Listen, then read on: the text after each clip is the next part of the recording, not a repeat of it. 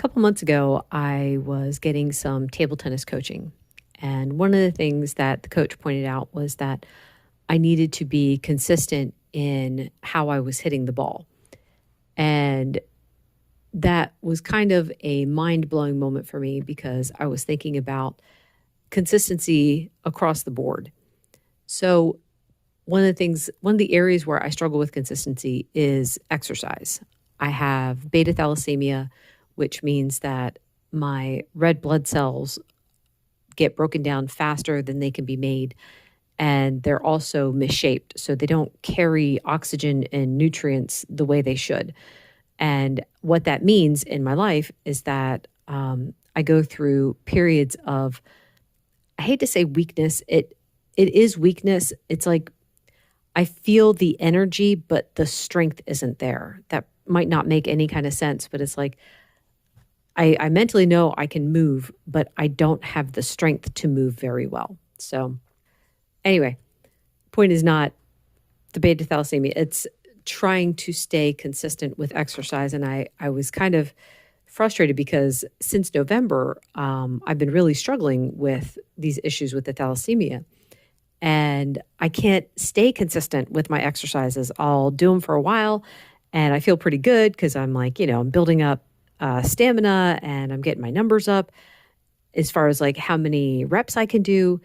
And then a round of weakness comes in and I'm like, I basically have to do a reset. I don't do exercises during that time because I'm trying to conserve all the strength I need for my daily activities, like getting laundry done or cooking, cleaning, whatever.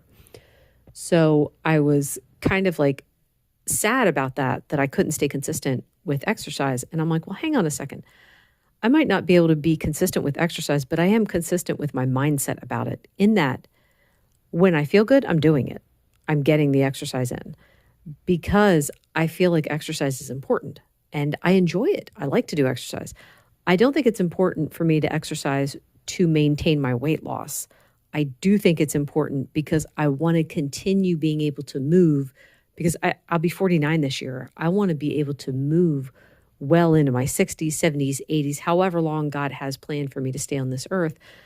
I don't want, to not be able to move because I refuse to exercise. So that was an interesting moment for me to realize that it's like I am consistent in the mindset. And then I also realized how that applied to how I eat.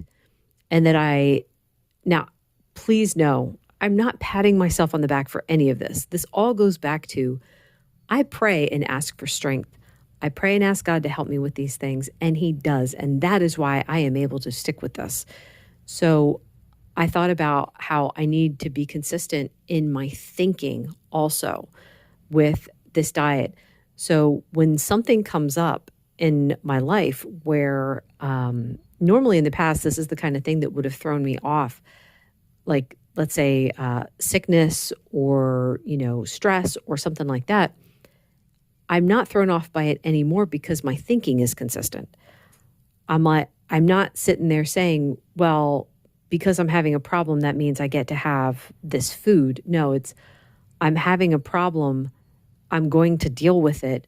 Food has nothing to do with this issue. So the consistent thinking is I'm going to eat this way regardless of what situation I'm in. And I feel like that's something that a lot of people struggle with. And I see this in the groups and stuff where they may have had a bad day or there weren't any good choices available. And it's based on the situation. They're not consistent in how they see how they eat. And so they'll go off plan. And I'm not faulting anyone for that. Please understand I'm not trying to shame anyone. I understand that too because I was there at one time. It's different now.